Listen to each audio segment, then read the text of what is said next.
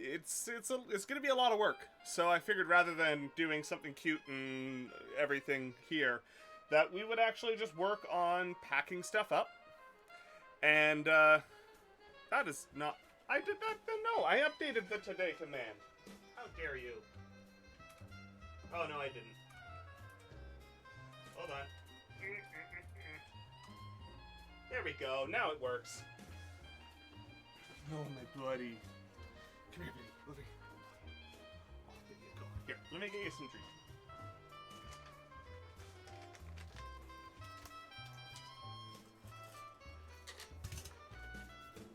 Ready? Up. Good job. Go, buddy. Yeah. Good job. There you go. Yeah, aren't you adorable?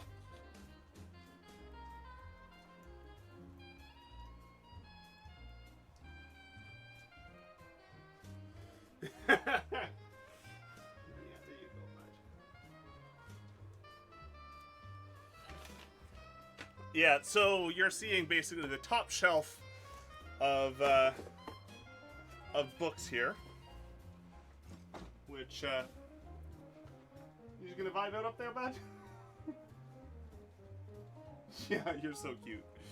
Yeah, so we are continuing the move journey again. Yeah, so basically we were prepping for a move, and then of course I lost my previous position, and now I found a position again, and we're back in a position to consider moving again. So that's exactly what we're gonna do. We're getting the house ready to go on the market, and we basically have about 2 weeks to. The stager was nicer about it than this, but basically we have 2 weeks to get all of our stuff out of the house, because our furniture does not look upscale, fancy, and expensive. It looks college, university, single income budget is what it looks like. So that's what we're working on. So we're gonna poke our way at some boxes, which, you know, I understand isn't necessarily the most exciting material, but also at the same time, this stream was always about me getting to do the things I needed to do. That is why I started streaming, and is why I've continued to stream.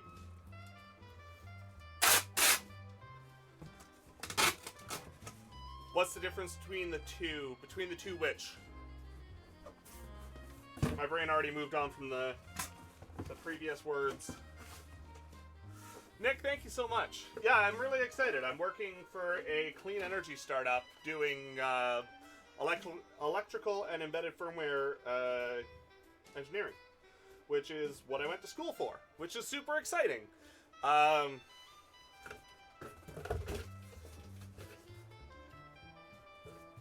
we have our QR code system for tracking all of the things.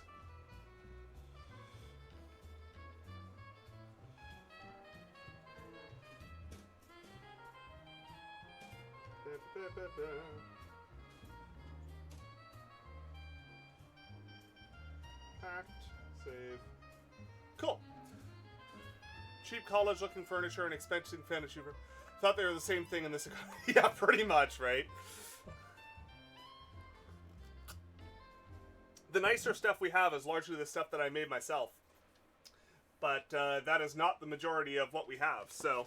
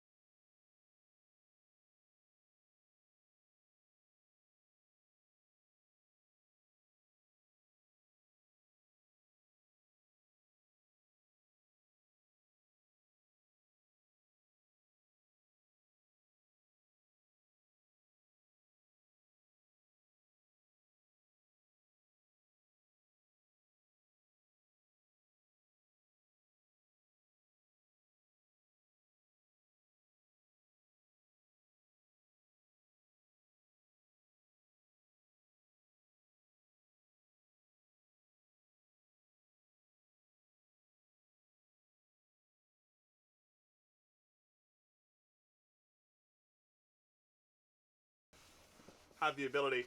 I'm really hoping to actually get to use these sometime in the next couple of years. I know it's not necessarily economical, but this is 2 volumes on amateur telescope making, how to grind your own reflective lenses, and the geometry of the whole thing, and how to do all your different apparatus and everything. It's very interesting. And it was done back in, I want to say the 70s or 80s. 64, sorry. My apologies. Older than I thought.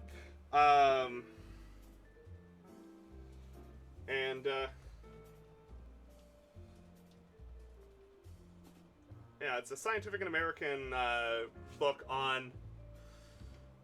Yeah, you know, it's not the kind of book that you would normally end up with, but I found the set at one of our used bookstores nearby, down in Toronto. Anybody in the Toronto area, Monkey Paw Books is absolutely fantastic for technical books. They've got all sorts of different stuff. Let's go making book 1. And we'll just copy that for the next one.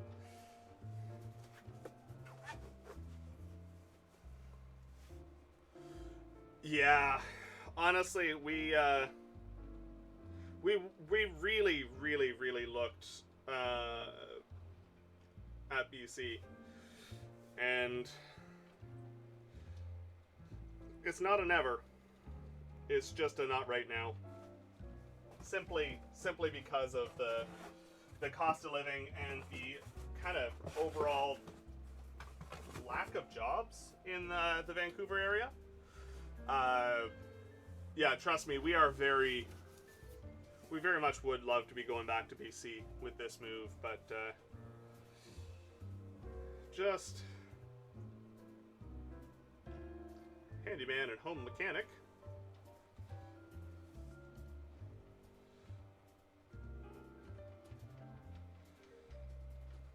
There we go.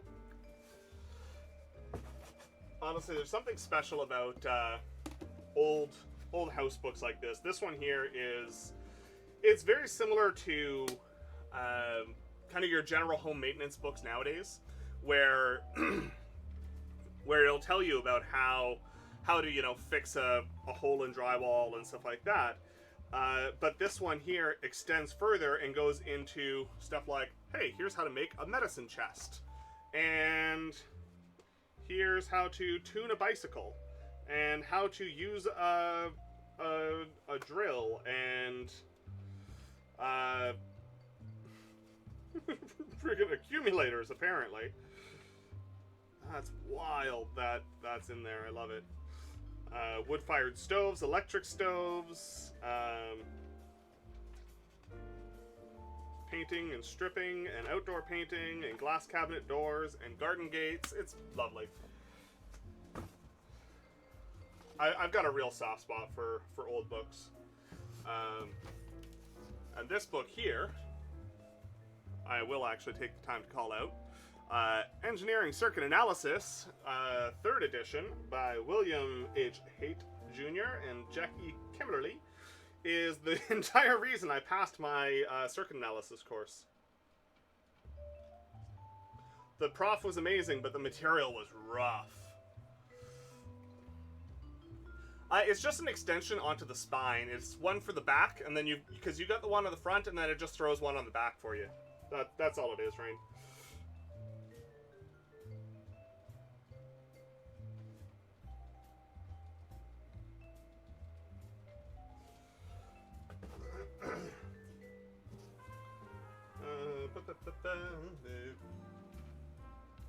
Trying to find a bit of a cross section. What's actually kind of annoying is normally the books pack a little bit faster because of the barcodes, but most of the books in my library are old and don't have barcodes. Oh man. Alright. Handbook of Watch and Clock Repairs. Something else I'm really interested in.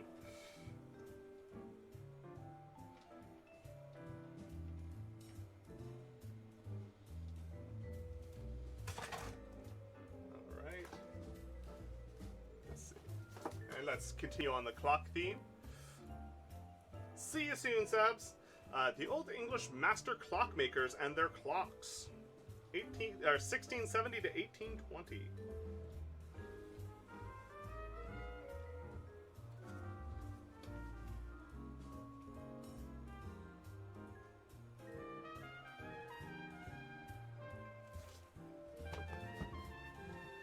That actually fits perfect to top up that side of the box.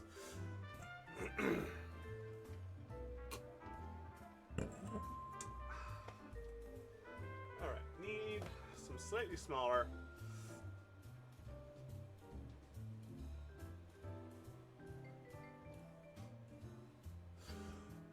I completely agree, it's not terribly hard to make a barcode for those books. But this app basically uses the barcode as it links to the ISBN to automatically populate a picture of the book and the title. So, as a result, yes, I could add my own barcode, but it wouldn't do me much good, unfortunately. Also, I'm blocking the tome, who is just a big old flop. Big old flop on the floor. Nope, too wide. Shorter books. Yeah, that works. A German-English dictionary.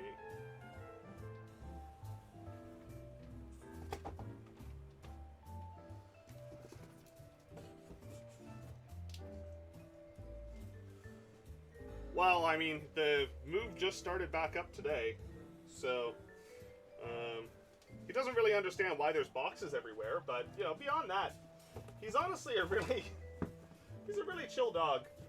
He's very relaxed overall. Some good old Rescue Rangers, Chippendale, children's books. That was from when I was a kid.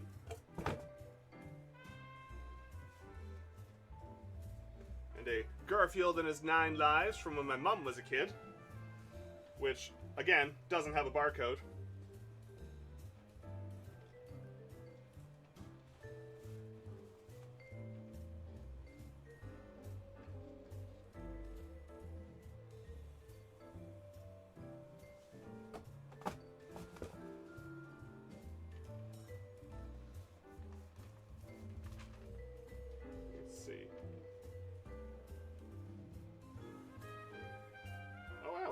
That actually did go through. That's surprising. Strategy guide for Castlevania Curse of Darkness, which I actually had open like within the last year. For one, the boxes that we're doing, pretty much everything we packed so far has all been books. And he doesn't really fit in the book boxes. But mostly he just kind of flops down somewhere and goes, let me know when it's done.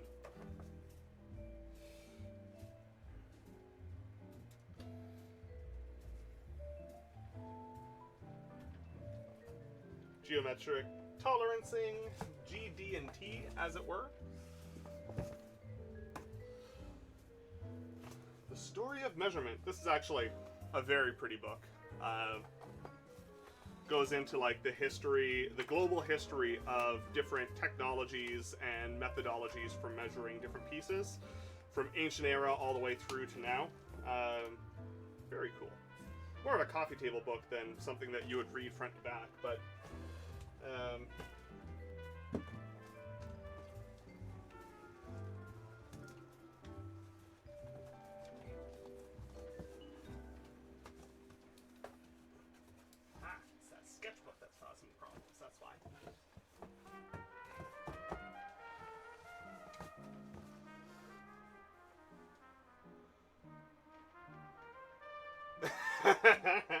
after everything's pulled off the shelves, whether or not it'll fall apart. I can guarantee you that these shelves will not make it to the next place. Mostly because the back leg of this one in particular, I tried to pull it over one day and the leg started to break. So I pushed it back into its last spot and I didn't move it. And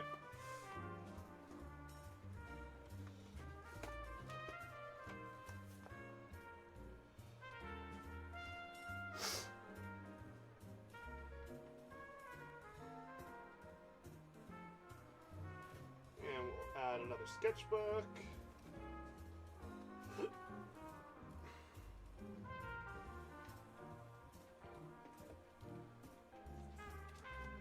Should fit in there reasonably well. There we go. Alright, that's all that's going to fit horizontally there. Alright, do I have vertically short books? I think that can just go.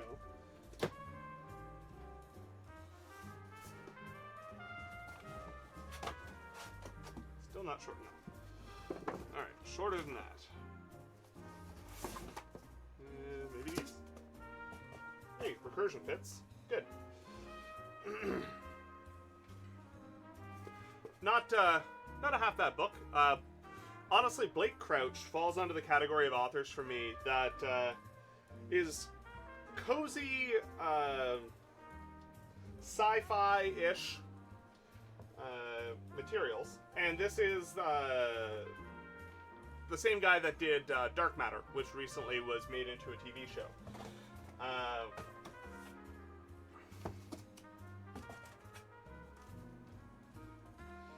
And honestly, the books fall under, like, if you're familiar with the science fiction genre, you know, they don't really pull any engineers. They don't pull, like, any major surprises, but it's good, comfortable science fiction that can be really nice just to kind of flop your way through. The Jumper and then follow-up series EXO, absolutely fantastic.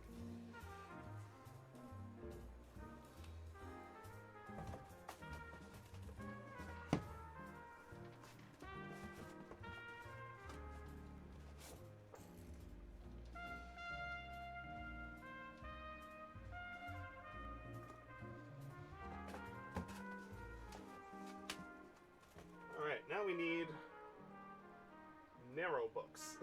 There's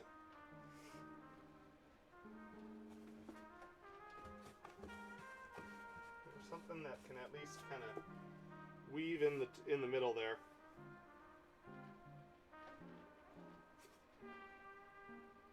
Nope, not gonna be able to do that. Electromagnetic processes. All right.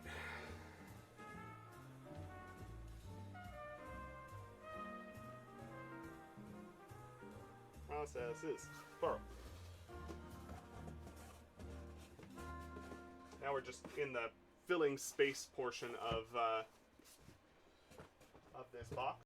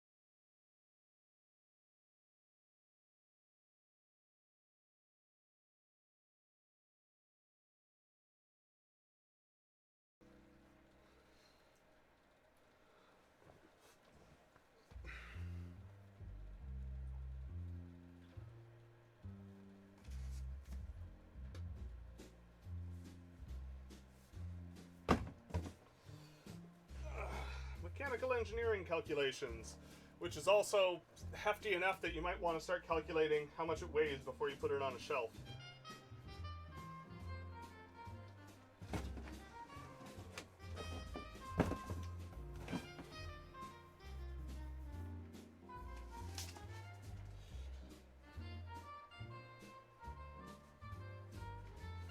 Oh, whoops.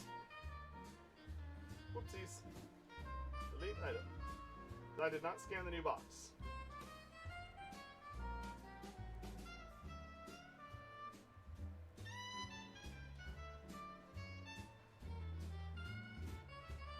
Scan label.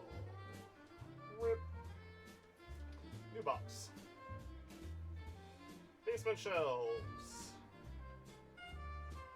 Tote location, coal library, profile, packed.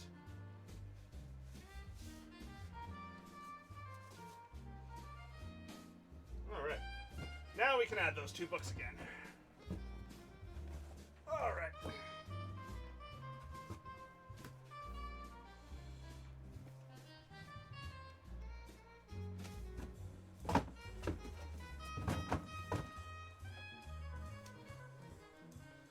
It runs reasonably fast. It's...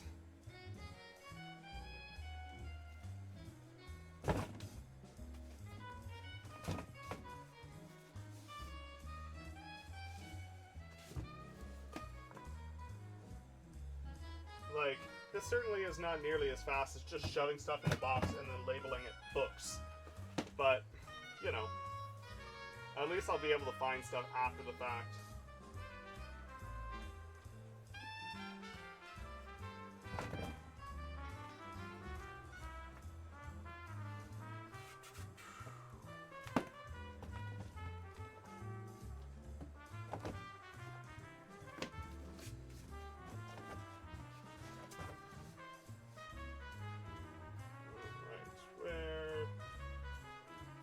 XKCD's What If. Always the What If and How To, both absolutely excellent books. Dealing with the absolutely absurd.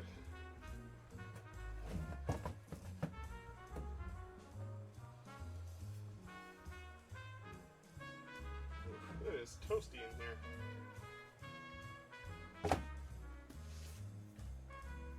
Energy, the climate, and energy, the environment, and climate change.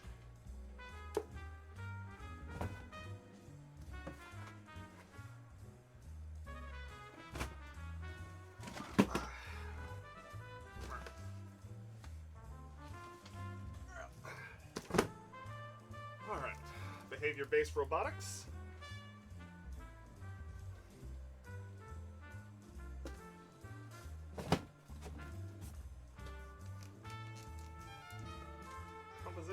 Composite Materials Fabrication Handbook. This one was actually really useful when I was on the motorsports team.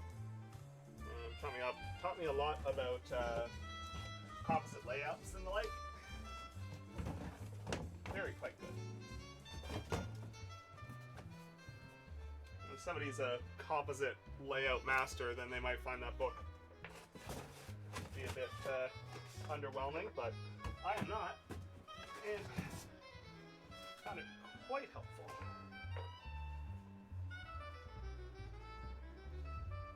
So,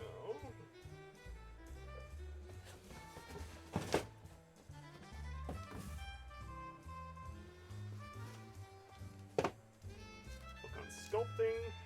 That was also quite fun. Can I check down there? Yeah, no, not really. There's an optic should though.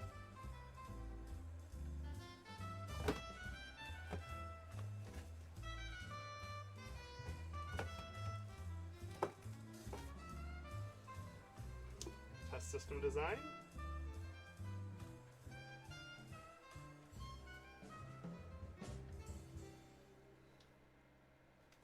Test system design is really, really wild content because, you know, how do you validate your electronics after you've managed them beyond saying yes, no, it does or it doesn't work?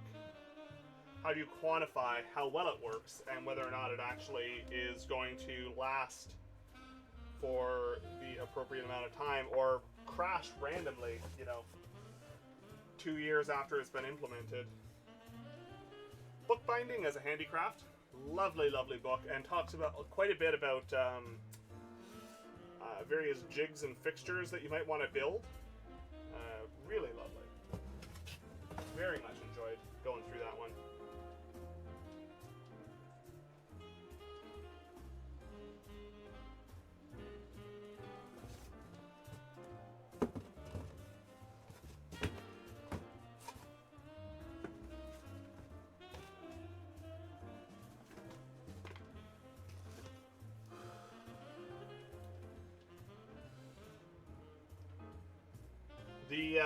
The bookbinding one, if when we get unpacked, I'll happily send you excerpts. Bookbinding is just so much fun. I was actually chatting with a coworker here this past week, where we were chatting, and you know, we'd worked together previous to this position, but mostly in like, here's the thing you need to do your stuff. I'll see you later when you have the thing done. Now obviously we're working much closer. We kind of chatted like, hey, you know, what do you do? Like, what are your hobbies? What do you find interesting? And when they turned the question back to me, I had mentioned bookbinding.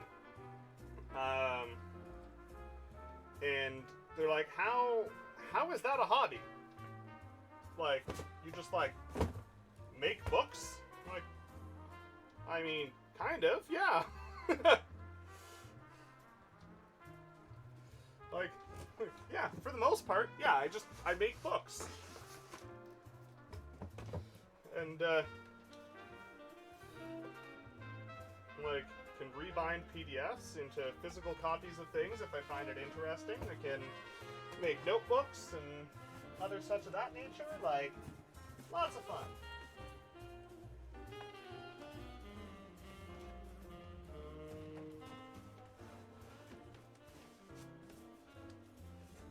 Just a little too tall with that one book in the bottom. All right.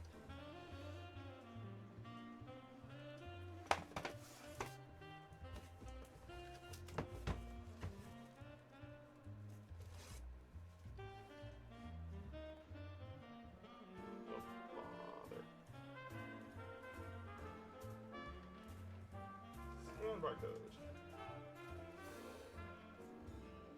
Yes, overwrite, sculpting. Boom.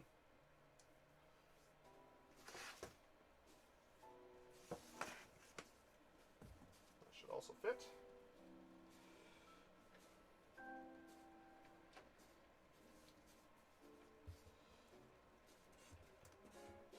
Another of the Chippendale books from when I was a kid. What a floppy pup. What a floppy pup.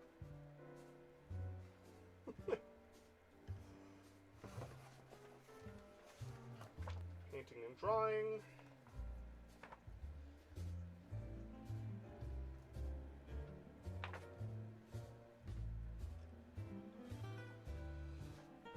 For anybody that didn't get the memo that I have 1,000 hobbies, well, there you go. This is your notice.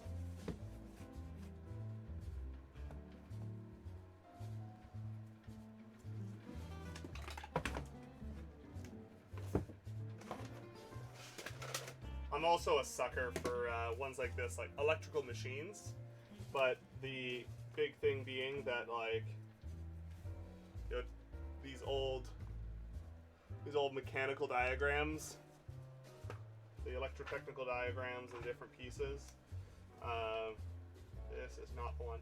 I had one in my hand from this same bookshop that actually had like fold-out blueprints on full motor windings and stuff. It was beautiful, but it was also way too expensive.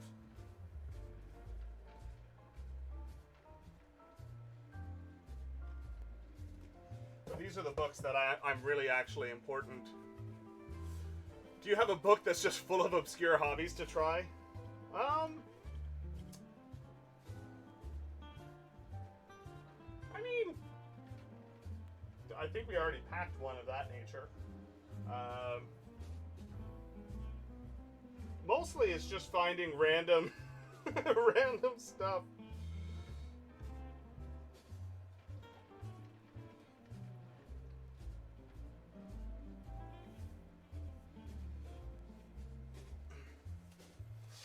Antique Care and Repair Handbook?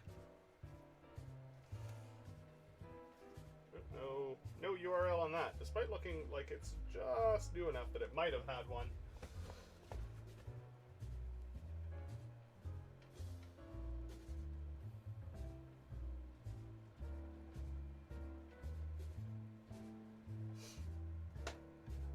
I've also got a whole section up here about woodworking.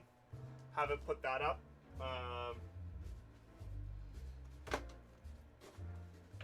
But yeah, like I've got, you know, for instance, the complete book of lure craft. How to make fishing lures.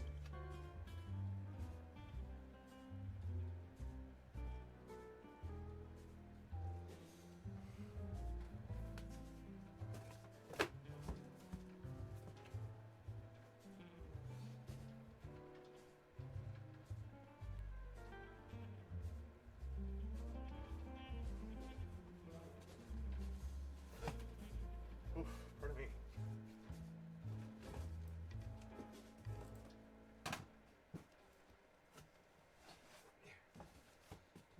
Move this one down the stack. I can put more books in here.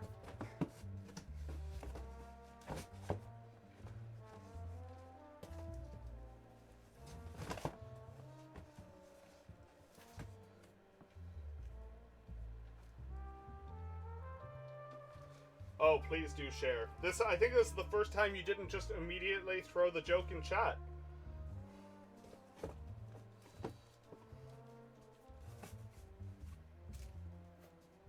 Normally you make those jokes everybody else's problem.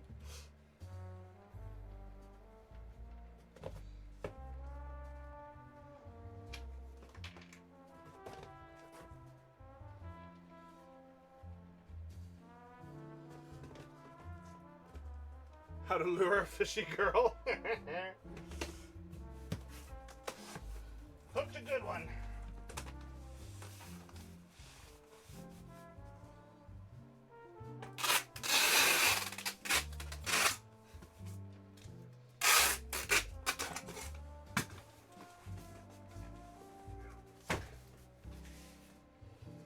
Okay.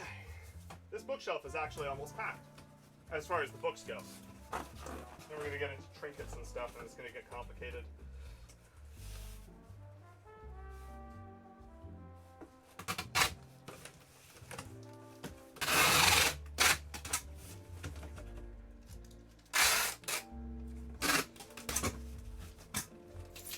Well, big shake, buddy. Oh, hello. Oh, hello. Oh, want to come say hi?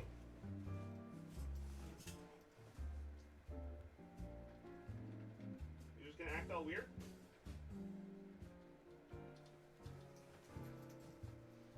Oh, my Tobes. Oh, my buddy.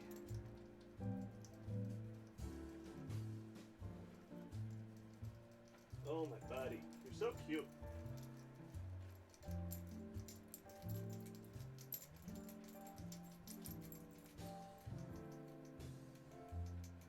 I was trying to scritch the spots that he can't get himself. Love you, buddy.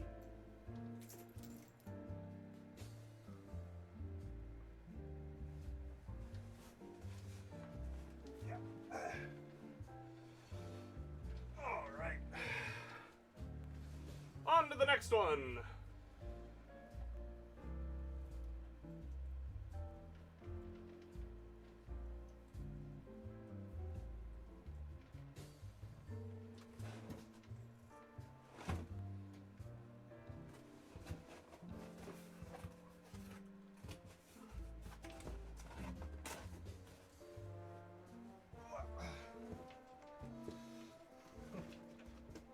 Something that sounds very dry, but it gets really interesting the more precise you want to be. Fundamentals of Dimensional Metrology. which is basically the science of measuring things accurately and precisely. Because accurate and precise are not the same thing.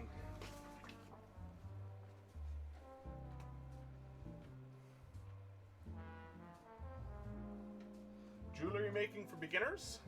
This is got this one's hilarious though, because I actually have a photo of this one in my Discord. Yeah, suggests a lead block as one of your bench tools, and then later on, my favorite was later in this book.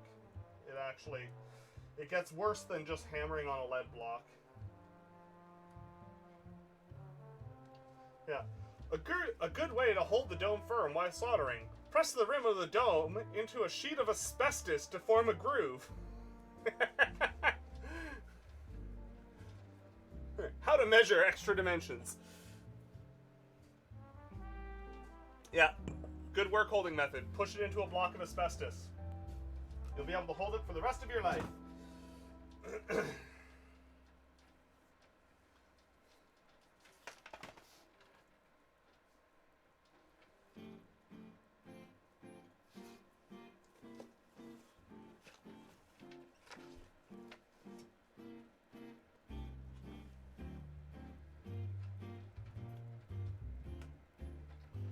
hate when there's a whole bunch of barcodes. There are 4 barcodes on this device. And none of them are the right one.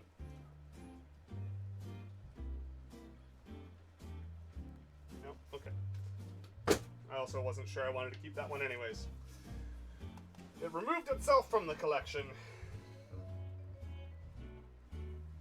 Introduction to nuclear engineering. Something that I probably will never work in, but, you know.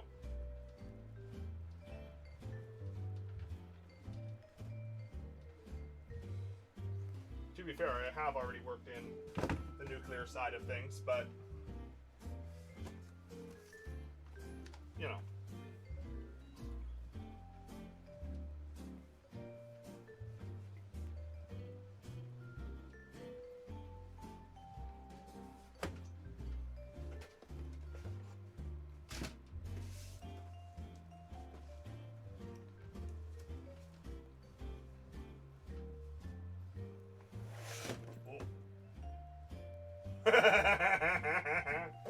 Oh, Rain almost got their wish.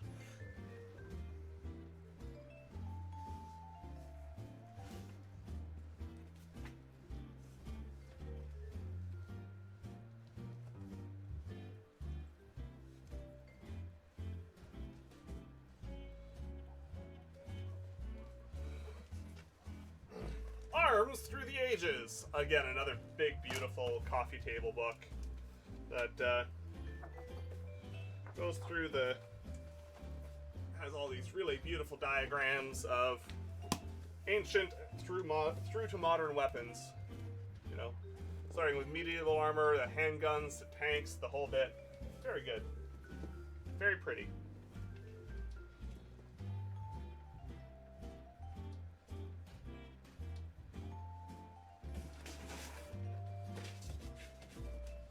That does not fit that way.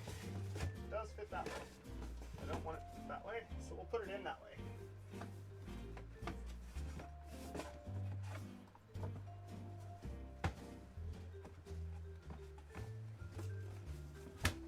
That way? Yeah. Kind of. Not really.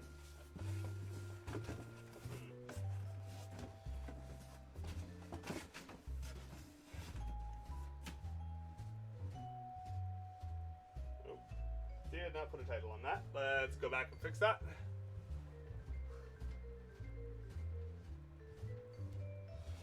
Well, let's take a closer look.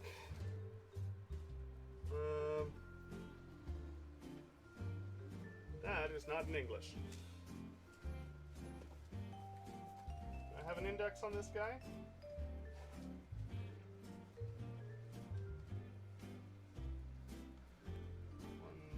Man.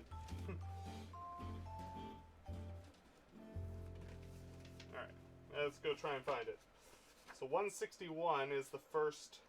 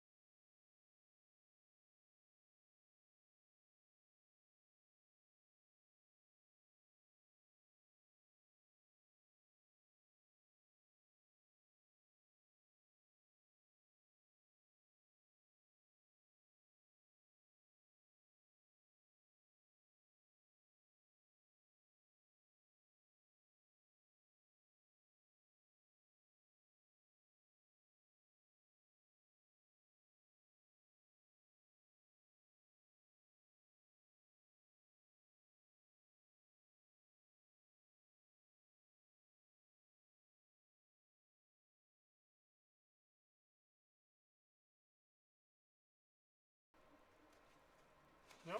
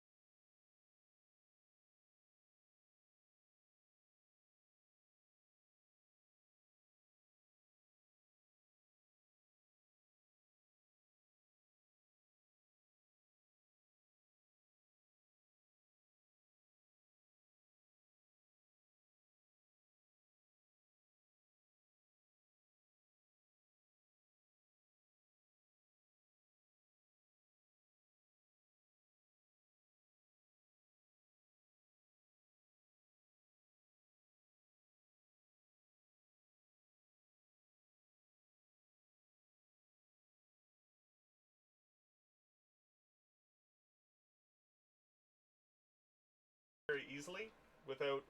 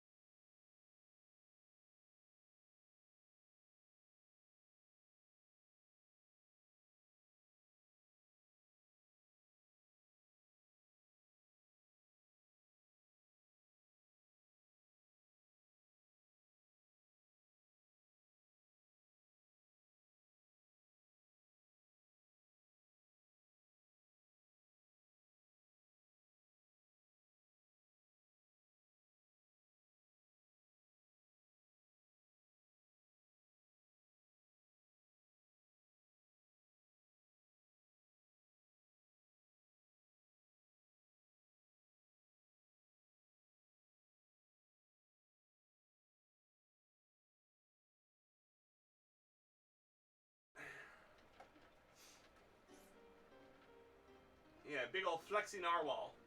And look at Tobes. Just flopped on that pile of blankets. His face didn't quite come up with him. Oh, buddy. Oh, my Tobes. You're so cute. Oh. No, we're not going anywhere yet. We're not going anywhere yet. No, not yet.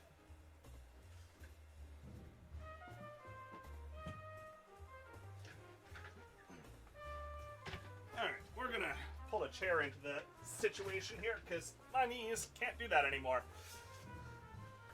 But yeah, Rain, I think the proliferation of computers in engineering is fantastic. I really do.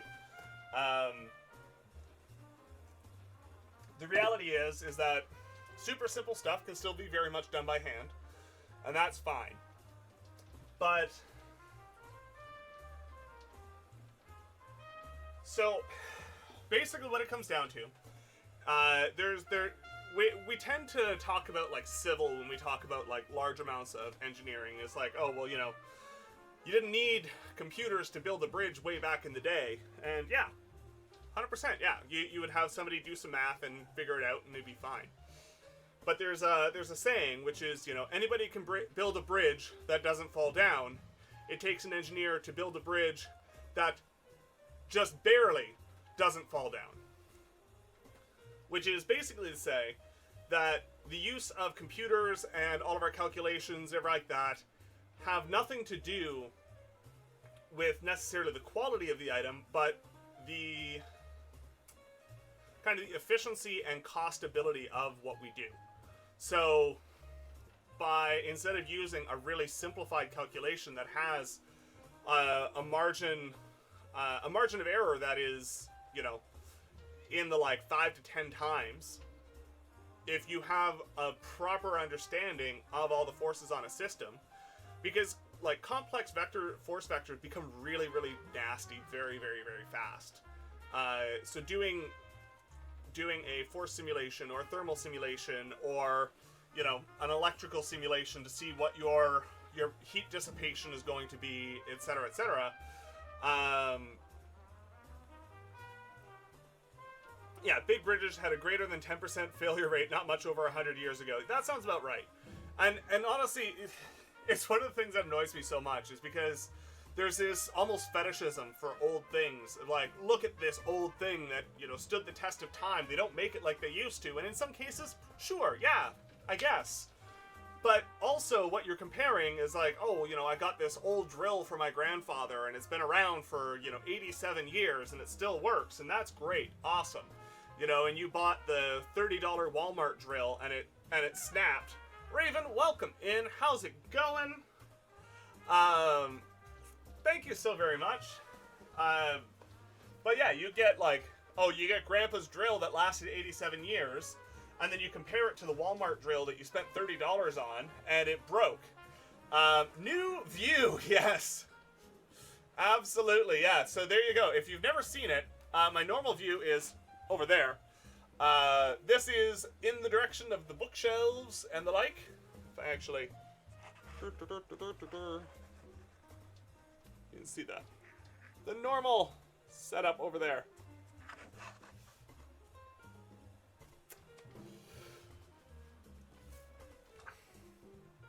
Yeah, but yeah, my big thing is you look at a combination of two things. One, you end up obviously with a whole lot of survivor bias.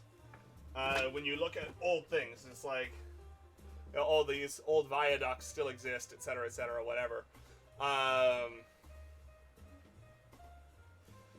And part of the problem is that you're only seeing the stuff that's still around, right?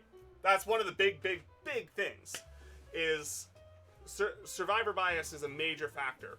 The other part is, if you start comparing, you know, older made tools and stuff like that, you have to compare 1 to 1.